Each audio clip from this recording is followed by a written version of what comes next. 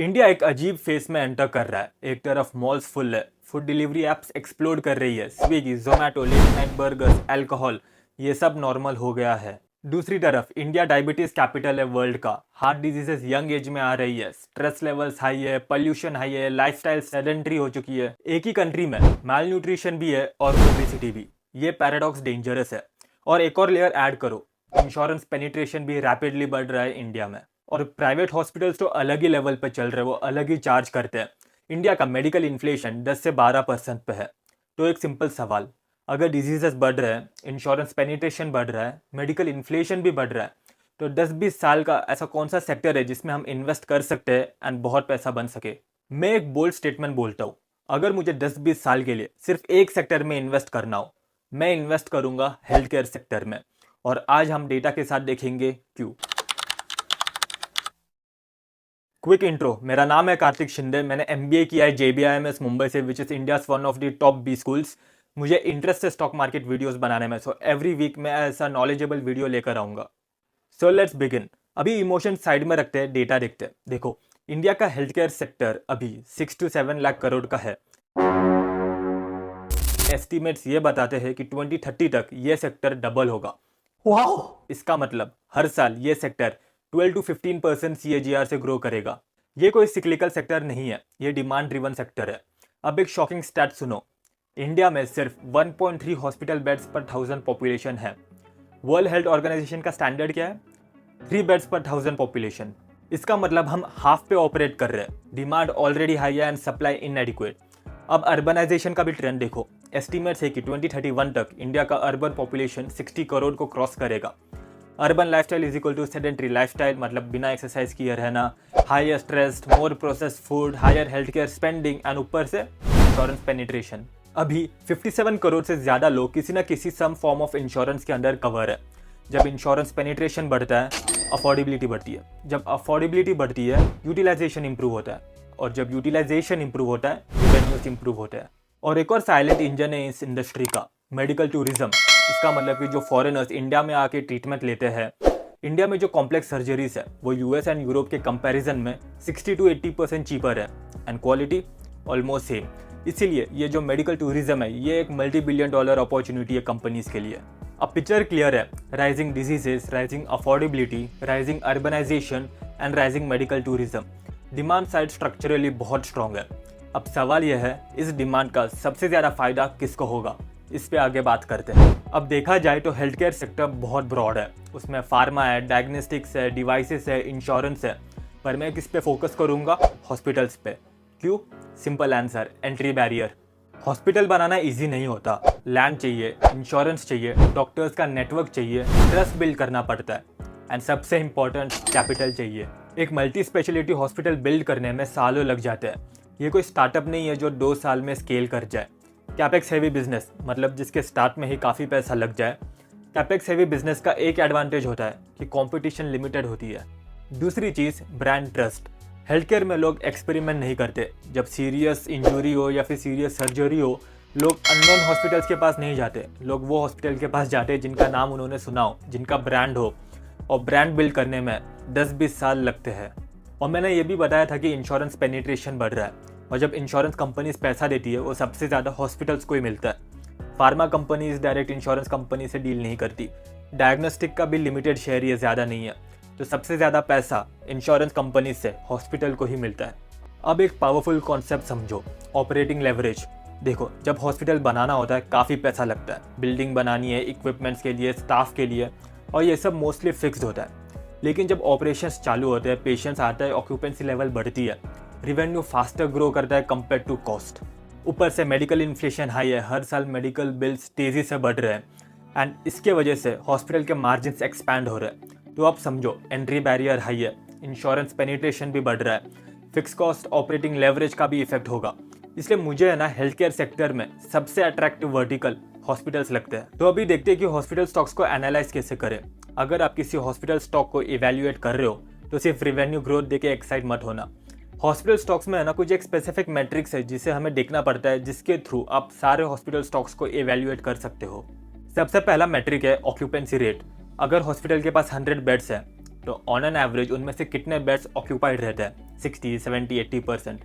जैसे जैसे ये ऑक्यूपेंसी रेट इंक्रीज होता है, उसके फिक्स कॉस्ट जैसे मैंने पहले बताया वो इवनली स्प्रेड आउट होते हैं एंड इनके मार्जिन एक्सपैंड होते हैं। हेल्दी हॉस्पिटल्स में 70 to 75% ऑक्यूपेंसी लेवल कंफर्टेबल माना जाता है। दूसरा, एवरेज रेवेन्यू पर ऑक्यूपाइड बेड। सिंपल लैंग्वेज में एक बेड से कितना पैसा जनरेट होता है। हायर एवरेज रेवेन्यू पर बेड का मतलब है complex surgery, strong pricing power and premium positioning. तीसरा है एबिडा मार्जिन कंपैरिजन। देखो, प्रॉफिट लेवल पे कंपेयर करना हॉस्पिटल्स के लिए थोड़ा मुश्किल है क्योंकि काफ़ी कॉम्प्लेक्सिटीज आ जाते हैं। एबिडा लेवल पे कंपेयर करो, अगर मार्जिन्स बढ़ रहे हैं तो इसका मतलब है कि ऑपरेटिंग लेवरेज काम कर रहा है। चौथा, डेट कंट्रोल। देखो, हॉस्पिटल कैपेक्स हेवी सेक्टर है और जब कैपेक्स हेवी सेक्टर में हॉस्पिटल्स को एक्सपैंड करना हो तब वो बोरोइंग करते हैं, और जब वो बोरोइंग करते हैं ये जो डेट है यानी कर्जा अनकंट्रोल्ड हो जाए तो रिस्क क्रिएट होता है।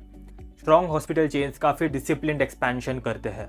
और लास्ट, फिफ्थ है bed expansion pipeline. Future growth कहाँ से आएगी, कितने नए बेड्स ऐड होंगे, कौन सी सिटीज़ में, ग्रीन फील्ड या ब्राउन फील्ड एक्सपेंशन, ये कंपेयर करके आपको रिवेन्यू विजिबिलिटी मिलेगी कि ये हॉस्पिटल आगे जाके कैसे करने वाला है। हॉस्पिटल स्टॉक्स एनालाइज करते वक्त ये 5 पैरामीटर्स पे एनालिसिस करने चाहिए एंड इन्हीं एनालिसिस को देख के मुझे 2 हॉस्पिटल स्टॉक्स पे काफ़ी कन्विक्शन है, अपोलो हॉस्पिटल्स और मैक्स हेल्थ केयर। अब अगर हॉस्पिटल्स की बात हो तो सबसे पहले नाम नेचुरली आता है अपोलो हॉस्पिटल्स का। मार्केट लीडर है, 70 प्लस से ज़्यादा हॉस्पिटल्स है, 10,000 प्लस से ज़्यादा बेड्स है एंड पैन इंडिया प्रेजेंस। अब हेल्थ केयर में स्केल मैटर करता है, जितना बड़ा नेटवर्क उतना बेटर ब्रांड रिकॉल, उतना बेटर डॉक्टर्स का नेटवर्क एंड उतना बेटर नेगोशिएटिंग पावर। अब सिर्फ हॉस्पिटल नहीं, अपोलो ने पूरा इकोसिस्टम बिल्ड किया है। उनकी खुद की फार्मेसी चेन है, डायग्नोस्टिक लैबोरेटरीज है, खुद का डिजिटल हेल्थ प्लेटफॉर्म है। इसका मतलब कि पूरी पेशेंट लाइफस्टाइल जर्नी कैप्चर करने की स्ट्रैटेजी है। एंट्री हॉस्पिटल से होती है but revenue multiple touch point से आता है। स्ट्रॉन्ग ब्रांड और नेटवर्क का तो फायदा है ही ना, कॉम्प्लेक्स सर्जरीज करते हैं, प्रीमियम पोजीशनिंग है इनकी, स्ट्रॉन्ग प्राइसिंग भी है, इंश्योरेंस के साथ काफ़ी टाइप्स है इनका। अब मैं खुद का एक्सपीरियंस भी ऐड करना चाहूँगा। मैं थोड़े महीनों पहले खारघर अपोलो हॉस्पिटल में गया था। एक्सपीरियंस एकदम स्मूथ था। मैं एक जगह से दूसरी जगह गया, एकदम सिस्टम्स ऑर्गेनाइज थे और मैं कब बाहर निकला मुझे पता ही नहीं चला। इंफ्रास्ट्रक्चर इनका टॉप क्लास है। हेल्थ केयर में एक ट्रस्ट इमोशनल डिसीजन होता है और जब एक brand consistently high quality experience deliver करे तो लॉन्ग टर्म लॉयल्टी बिल्ड होती है। अब फाइनेंशियल एंगल भी देखोगे तो अपोलो हॉस्पिटल्स ने कंसिस्टेंटली रिजल्ट्स डिलीवर किए हैं। इनके मार्जिन्स भी एक्सपैंड हो रहे हैं, डिसिप्लिन न्यू बेड एडिशन है एंड स्ट्रॉन्ग एग्जीक्यूशन।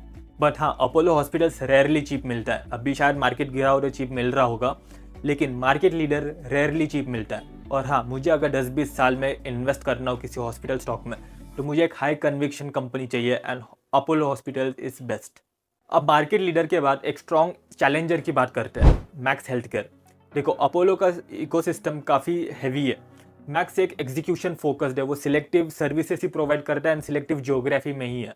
पिछले कुछ सालों में मैक्स ने काफ़ी अच्छी जंप मारी है। उन्होंने कैपिटल एलोकेशन काफ़ी स्ट्रॉन्ग रखा है। हर हॉस्पिटल ब्लाइंडली ऐड नहीं किया। अगर उनको रिवेन्यू विजिबिलिटी दिखती है और काफ़ी कन्विक्शन हो तो ही नई जगह पे उन्होंने हॉस्पिटल्स एस्टैब्लिश किए हैं। और ऑल्सो अगर आप कंपैरिजन करोगे, अपोलो हॉस्पिटल्स काफ़ी बड़े बेस पे बैठा है, इस पे उसको डबल होना बहुत मुश्किल है।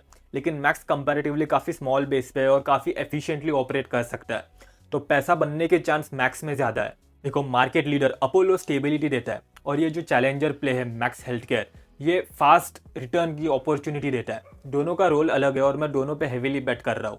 देखो, हेल्थ केयर स्टोरी तो बहुत स्ट्रॉन्ग है, लेकिन कोई भी स्ट्रॉन्ग स्टोरी बिना रिस्क के नहीं कंसीडर कर सकते। सबसे बड़ा रिस्क है हेल्थ केयर सेक्टर में गवर्नमेंट रेगुलेशन। जब भी गवर्नमेंट को लगे कि प्राइस बहुत बढ़ गए, नॉर्मल मिडिल क्लास के औकात के बाहर हो गए, तो गवर्नमेंट आएगी और प्राइस कैप करेगी, जिसके वजह से हॉस्पिटल के मार्जिन्स इम्पैक्ट हो सकते हैं। दूसरा है इंश्योरेंस रीइंबर्समेंट प्रेशर। देखो, इंश्योरेंस कंपनीज भी अपना नुकसान तो नहीं करेंगे, वो भी कॉस्ट कंट्रोल करेंगे, तो वो हेवीली स्क्रूटिनाइज करेंगे और हो सकता है कि पेशेंट्स को ज़्यादा पैसा पास ऑन ना करे, जिसकी वजह से हॉस्पिटल्स का रिवेन्यू भी इम्पैक्ट हो।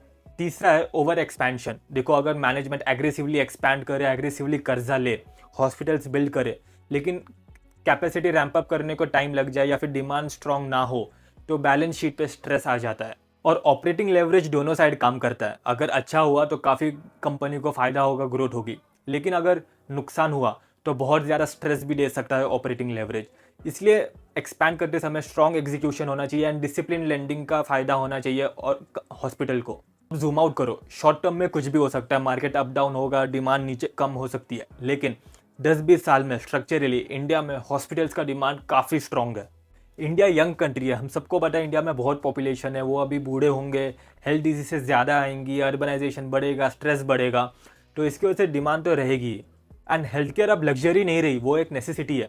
लोग कार डिले करेंगे, घर लेना डिले करेंगे, सब कुछ डिले करेंगे, लेकिन अपने लिए और अपने आसपास की हेल्थ पे कॉम्प्रोमाइज़ नहीं करेंगे। If you like this video please subscribe invest with Kartik. तो मेरे अकॉर्डिंग अगले 10-20 साल में अगर मुझे किसी सेक्टर में इन्वेस्ट करना है तो वो है हॉस्पिटल सेक्टर।